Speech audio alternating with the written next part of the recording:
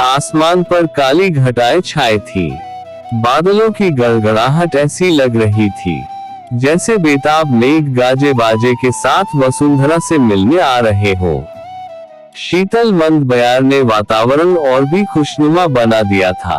भीषण गर्मी से परेशान लोग जो घरों में दुबके थे, वे इस मिलन के साक्षी बनने के लिए बाहर निकल आए थे। रमन भी अपने ऑफिस के कमरे की खिड़की के पास बैठा बाहर की चहल पहल का आनंद ले रहा था। उसके ऑफिस के सामने सरल एकेडमी की बिल्डिंग थी, जिसमें 11वीं और 12वीं के विद्यार्थियों की पीसीएम की क्लासेज लगती थी।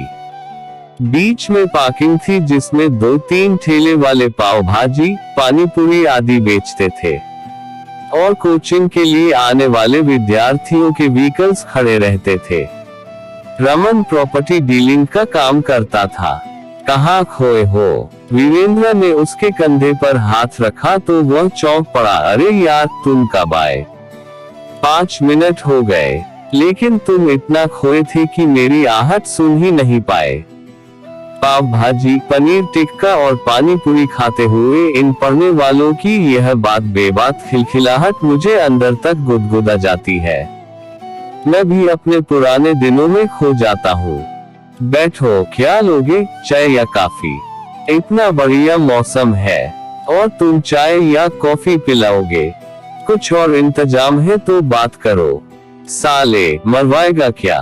तेरी भाभी मुझे खा जाएगी। शाम को घर पहुंचने पर एक आध दिन दोस्तों के लिए खिंचाई भी करवा लेगा तो क्या बिगड़ जाएगा? ठहाका मारते हुए वीरेंद्र बोला। रमन ने फोन मिलाया और बोला, यार पंकज, एक बोतल विस्की दे जाओ, साथ में कुछ खाने का सामान भी ले आना। थोड़ी ही देर में पंकज विस्की देकर चला गया और दोनों दोस्त मौसम का आनंद लेने लगे। विस्की का सुरूर छाने लगा तो बात शराब से शबाब की होने लगी। वीरेंद्र का ध्यान बात करते करते खिड़की के पार चला गया। एकेडमी की सीढ़ियों से एक लड़की उतरी। गोरा रंग, बड़ी बड़ी आंखें, कंधे तक झूलते खुले बाल लड़की को बहुत आकर्षक बना रहे थे। लड़की ने ब्लू जीन्स पर व्हाइट टॉप पहना हुआ था और हाथ में एक बड़ा बैग लिए थी। लड़की ने बैग से चाबी निकाली और एक्टिवा के पास आकर खड़ी हो गई। तभी उसके पीछे से आती हुई एक लड़की ने आवाज दी। दोनों कुछ बातें करने लगी और खिलखिला कर हंस पड़ी। रमन और वीरेंद्र को उनकी बातें तो नहीं सुन रही थी, पर उनकी हंसी और चेहरे की खुशी साफ दिखाई दे रही थी। वीरेंद्र के मन में दबी बात व्याकुल हो उठी। वो बाहर की ओर इशारा करते हुए बोला, इस लड़की को जानते हो? रमन बोला, नहीं, यह प्रताप की बेटी अलका है।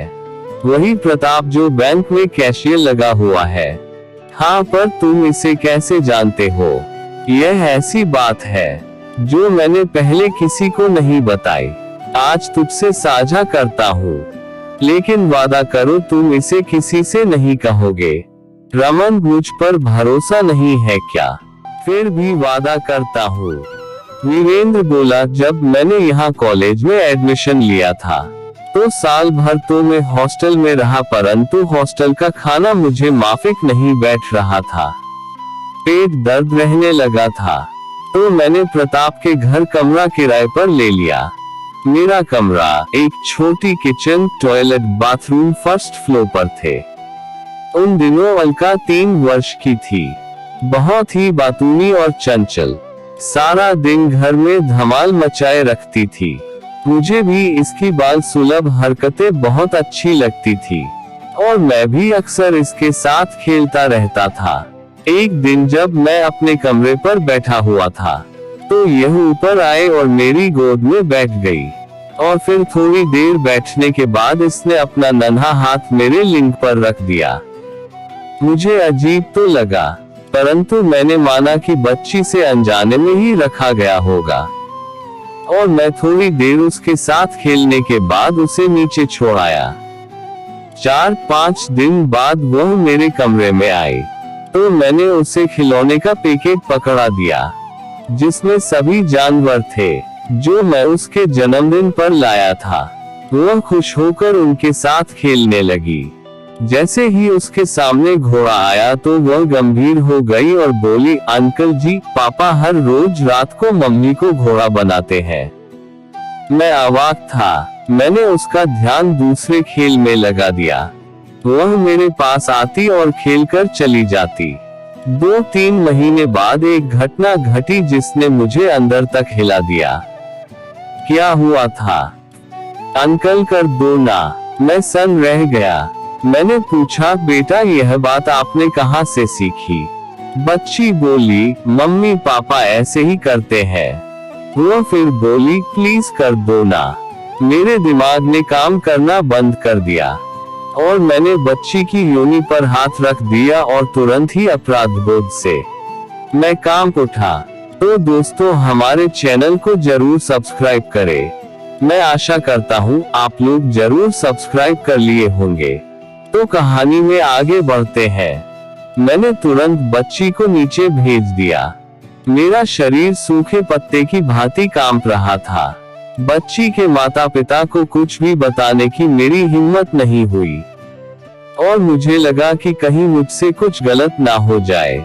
मैं वहां से दोस्त के पास हॉस्टल चला गया और 4-5 दिन बाद ही मैंने वह घर बदल लिया और एक वृद्ध दंपत्ति के पास पेइंग गेस्ट बनकर रहने लगा।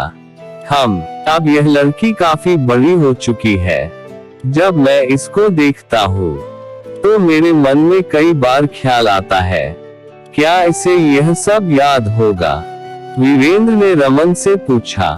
अवश्य याद होगा। हालांकि उस वक्त बच्चे को सेक्स की कोई नॉलेज नहीं थी, परंतु ऐसी घटनाएं और ऐसे दृश्य बच्चे के अवचेतन मन में सदा के लिए अंकित हो जाते हैं। चाहे वह किसी से जिक्र ना करे, लेकिन मन में ग्रंथि बनकर हमेशा उन्हें कुंठित करते हैं। माता पिता समझते हैं कि बच्चे छोटे हैं, किंतु बच्चे जिज्ञासा स्वरूप नकल करते हैं। कई बार गलत लोग बच्चों के भोलेपन का फायदा उठाकर उसे पथभ्रष्ट भी कर देते हैं। परंतु तुम्हारे मन में क्यों उत्सुकता है जानने की? मेरा मन कहता है कि उस वक्त मैंने जो किया सही किया, परंतु आज अगर मुझे यह फंसे तो मैं अवसर नहीं चूकूंगा। तू बता, मेरी जगह तू होता तो क्या करता? नशे की झोंक में वीरेंद्र बोला। मैं उसके माता पिता को समझाते हुए कहता कि वे बच्ची के सामने मर्यादित व्यवहार करें, और रही बात आज की, इसके बारे में जब भी मैं इसको यहाँ उतरते हुए देखता हूँ तो मेरी अपनी बेटी की झलक मुझे इसमें नजर आती है। रमन की आंखों में वात्सल्य का भाव आ गया था। वीरेंद्र की आंखें पल भर के लिए झुक गई थी। तो दोस्तों, इसमें गलती किसका है? आप हमें कमेंट में अपनी राय देना ना भूलें। तो मिलते हैं एक नई कहानी में। धन्यवाद।